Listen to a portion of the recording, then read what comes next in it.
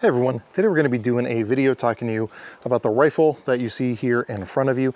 Now for a lot of you, this is going to be a very recognizable firearm that has seen service in many iterations in the United States military. For some of you who just enjoy watching my channel for my luxurious voice, you might not know that this is basically a rough clone, and I hate to use that word, but we'll call it a rough clone of an M16A4. Now this one is from Aero Precision. Now you cannot purchase this as a complete rifle, at least not currently that I'm aware of. You can do though what I did, which is buy the complete lower, the complete upper, and then just mash them together for, I think, a pretty reasonable price. We'll talk about that more later on in the video. Now I have made several modifications to this gun to get it into this version of the gun. I've now done actually quite a bit of shooting with it, including some long distance shooting, which I was excited to be able to finally do with something like this. But I thought I wanted to give you guys my thoughts on Aero Precision's version of the M16A4, as well as just kind of my thoughts on this style of rifle as a fighting weapon as a whole.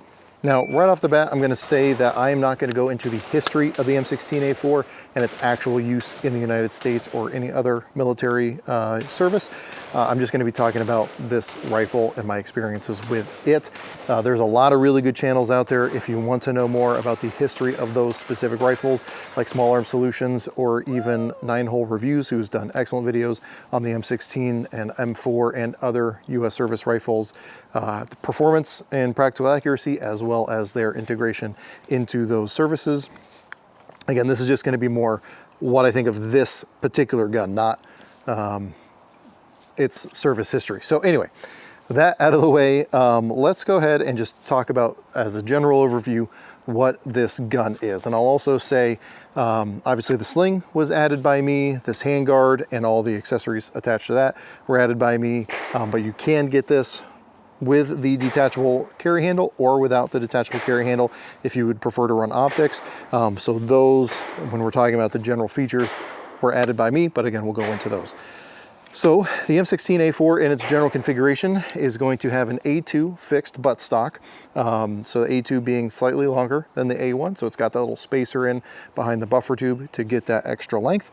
We're gonna have the A2 pistol grip, and then a flat top upper receiver so that you can mount modern optics to it. That's one of the big differences between the A2 and the A4. So you can now mount modern optics to it. However, I've chosen to run this with a A2 style carry handle.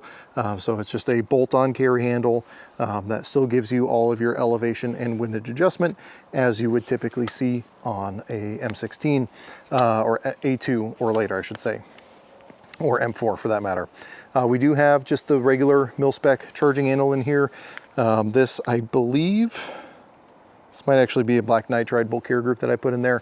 Obviously, normally the mil-spec is going to be a phosphated bolt carrier group. Do with that what you will. But then kind of the biggest hallmark of it is going to be a 20-inch, generally fairly heavy barrel. Now this one I don't believe is chrome lined. It is a chrome moly barrel, but I don't believe it is chrome lined. Probably double check that and put it down at the bottom of the screen if I'm mistaken on that. Fixed front sight post up front, and then just your standard A2 flash hider up front. These have seen lots and lots of use in the United States military all the way until today. And obviously it's one of those guns that if you are in the gun world here in the United States, it's something you hear about a ton. If you're friends with anyone who is / was a Marine, they're going to generally speak fairly fondly of the A4s because it's one of the things that they're still issued as far as I'm aware, although the current ones are produced by FN for the military as opposed to Aero Precision. However, one of the things that drew me to getting this Aero Precision in the first place is obviously I have a lot of familiarity with their products. They've been around for quite a while now. They've got a fairly decent track record. Me and them haven't always got along in some of their private Facebook groups, especially during COVID when they were, I would say, giving the shaft to a lot of the dealers out there. We had a run-in, but that's a whole topic for another story. But generally speaking, their products are good, and a lot of their sister companies like Ballistic Advantage, Stag Arms, all really good manufacturers with good reputations. And again, that has represented itself well in this rifle. Now, the way this would normally come, you can get it two ways from Aero Precision's website, either with a Magpul rifle length polymer handguard, or you can get it with the tubular kind of mil-spec handguard. And I went with the tubular mil-spec one because it's a little bit cheaper.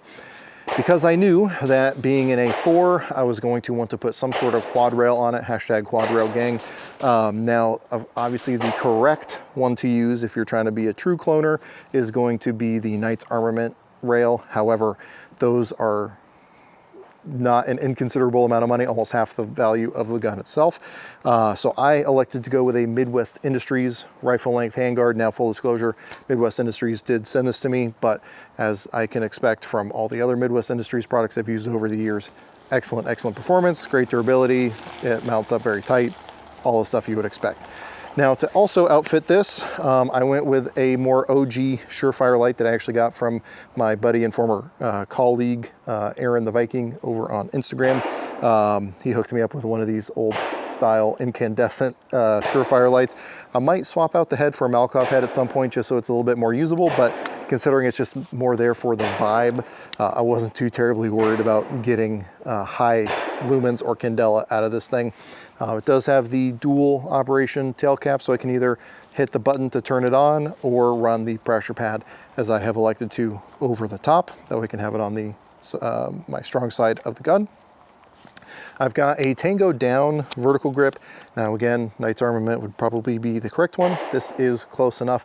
I did not want to put a grip pod on this. I will do whatever it takes to never put a grip pod on a gun if it is at all avoidable. Also, this gives you an option if you wanted to run a tape switch to the vertical grip, you can do that as well. It also has a storage compartment underneath. Kind of cool. And again, instead of the Knights Armament rail covers, even though you can actually get surplus ones of those fairly inexpensively, I went with LWRC rail covers just because that was available where I was for a fairly decent price. So went ahead and just threw those on. So it's got kind of the look without necessarily all the cost. Also worth mentioning, Vickers Blue Force Gear padded sling with the Blue Force Gear A2 stock adapter or sling adapter back here, just so I can mount the sling.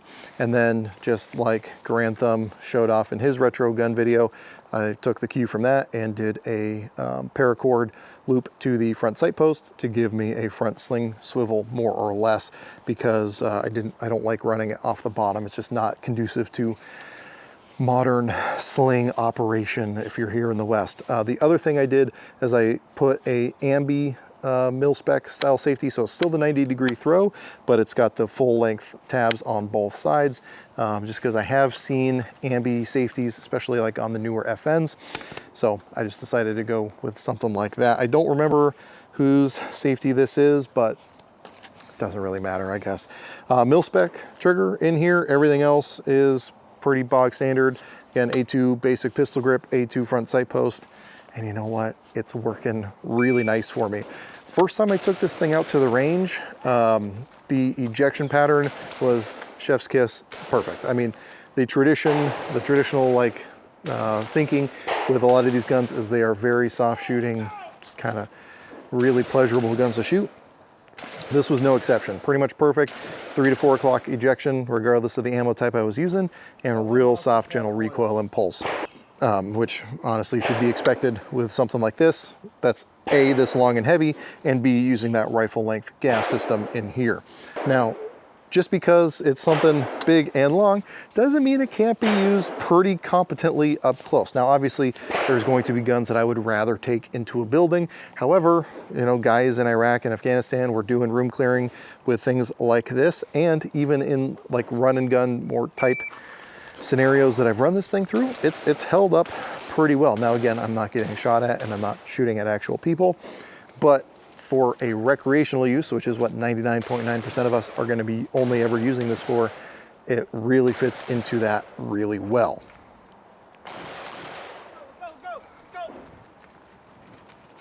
Now, one of the things that I was excited to do with this that I had never really done before is shoot iron sights out to long range. So one of the things, having worked at a gun store for many, many years, one of the things that I would hear endlessly from Marines is, oh, you know, I qualified at 500 yards with my, you know, M14, M16, blah, blah, blah. And then especially the M14 guys would say, oh, you couldn't hit anything past 100 yards with an M16. Guys, I'm telling you, don't work at a gun store if you value your mental health or want to avoid alcoholism.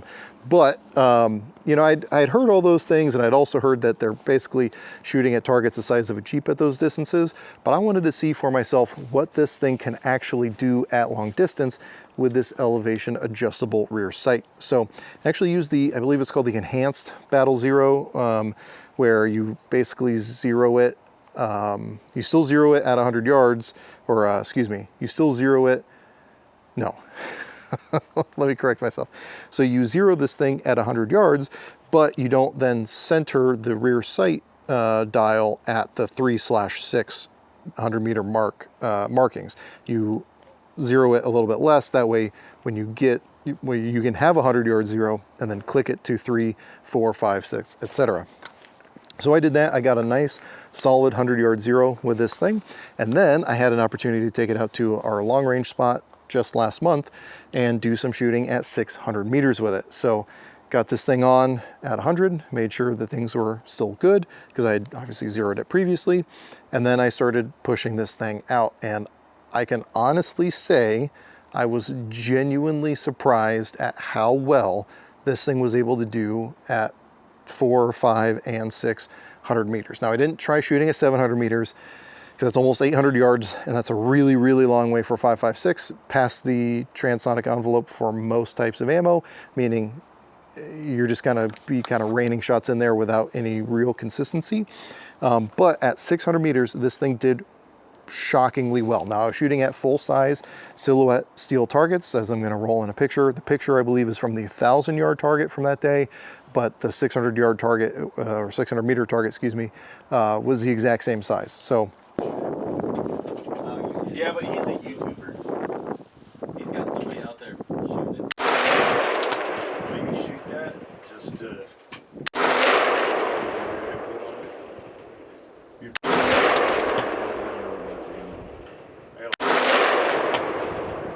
must be going over.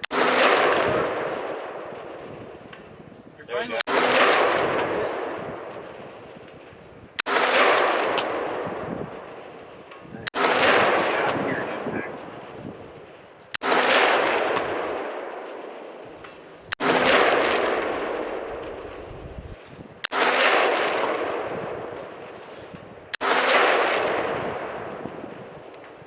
yeah, there were several impacts in there.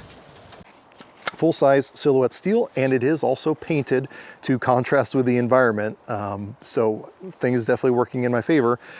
But the front sight was wider than the target at that distance, but yet this thing was still able to make consistent hits with just mil-spec 55 grain full metal jacket federal surplus ammo. So that was pretty encouraging. Now I had seen the 9-hole reviews video where they did their practical accuracy test and their speedway test, and they did really well, but Henry is a very competent shooter, so not a terrible surprise. So I was actually pretty surprised when I was able to make competent, confident hits out to those distances with just iron sights, because traditional iron sights and I are not really well known for being able to be combat accurate, especially at those distances. So I was sold. And it also went to show that the accuracy of a gun like this is pretty dang impressive. We can talk about, you know, is it sub MOA, is it 2 MOA, etc. all day long, but really all that matters for is, can I hit targets at X distance? And if I can hit targets at 600 meters or about 660 yards with iron sights on this rifle, I'm fairly confident that this thing is going to shoot more accurately than I can up close with these same iron sights. Now again, obviously because this is a flat top upper, you could put ACOGs if you wanted to be clone correct, or EOTechs or whatever other optics you want, and I probably will experiment with some optics that I'm doing reviews for here on this thing in the somewhat nearish future. But again, I just wanted to keep it classic with this thing because, you know, if you haven't seen, retro is in. It's all the rage. So we got carry handle / quad rail gang in full representation here. And it was a really, really fun experience with this gun. Now, if you want to do the whole true clone correct thing, FN does do their military collector series, and those guns are gorgeous. They are very, very well made. If you don't know, Colt doesn't actually have the military contract anymore. FN now does. So FN is making all the M4s and M16s for the US military. You can buy one from them that literally, at least it used to say on the box, any closer and you'd have to enlist, because it is as close to a real military M4/M16 as you can get without it being in full auto.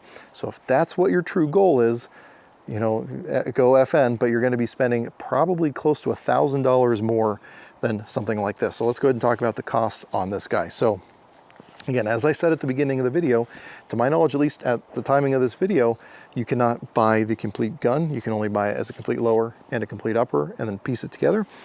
But doing that, you're going to be looking at close to $800, which for a gun that has been as reliable and accurate and etc. as this has been, that is exceedingly reasonable. I think, again, subject to change. The upper with carry handles like $485.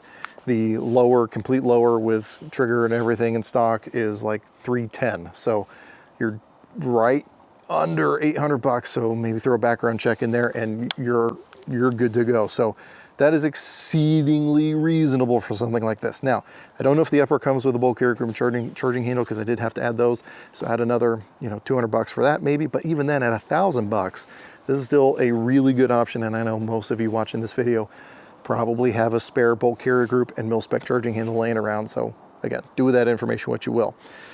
And one of the cool things that Aero Precision does with these over someone like Colt, who's also making M16A4 clones, is they actually call this thing an M16A4. Now I have to keep this pointed in a safe direction, but I'll show you a close-up picture of the roll marks on these. They did a more retro roll mark style for their logo, and then they actually marked it property of the US government, or property of USA, M16A4 Cal 556. If you look at, it drives me crazy. If you look at Colt's M16A4s, they call it the AR-15 M4, which I think spits in the face of all the people that want to get like the military guns. And at least it's better than when it said carbine on the side of the M16s that they were producing, but Colt's fallen quite a long ways. But again, for what this thing is, I am very, very happy with it. Now, again, I paid for this thing. The only thing on here that I didn't pay for was the quad rail. And it's just been a blast. Again, it's done really well in the run and gun stuff that I've done with this thing. It's done really well in the long distance shooting stuff with this. So I'd say if you are looking for an M16A4 style gun and you're not super worried about being clone correct, because here's a little secret for you guys, unless you have a full auto lower, none of you guys are clone correct. So, or even a burst lower, none of you guys are gonna be clone correct. So maybe get off your high horse a little bit. But if you just want a cool M16 or 20-inch AR-15 style gun, I think that these are a really, really compelling option for you. I think when I was looking it up, the ones with the carry handle included were out of stock, but you can just buy a carry handle and put it on there. It's all the Picatinny rail on top, so it doesn't really matter. But again, I've had a ton of fun with this thing. It's been 100% reliable, and I've only been using mil-spec ammo with it. I haven't tried shooting steel. You know what? I have some steel case ammo with it. I have some steel cased ammo with me. Let me go ahead and put a mag through it real quick.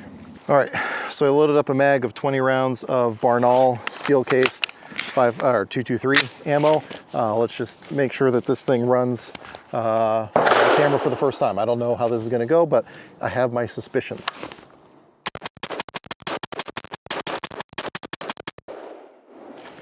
All right, so you could probably tell, very, very tame shooting, but reliable.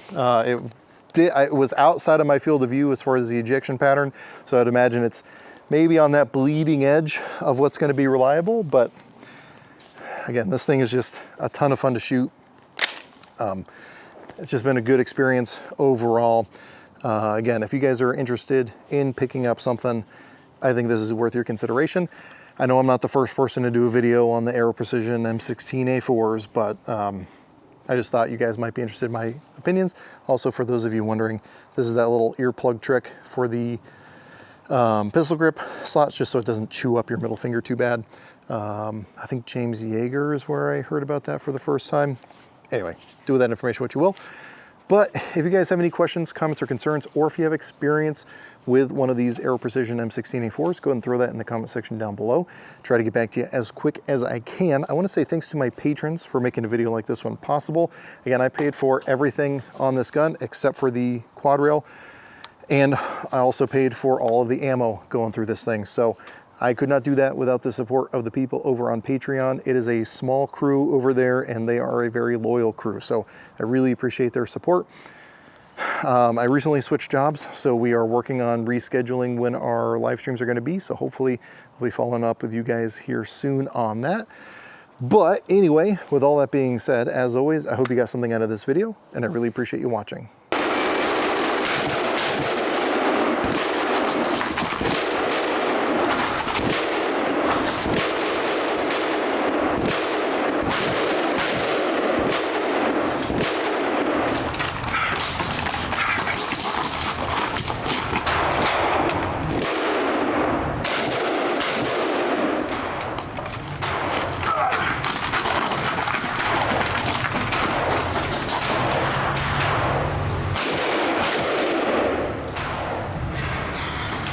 Last rep.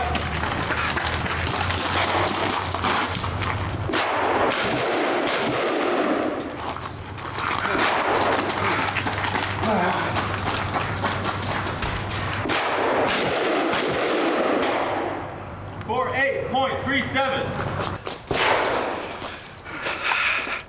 How do you feel about that awful performance? I'd like to thank God. I'd like to thank the Academy for even considering me. And I'd like to thank my cardio for creating an obstacle. It's my...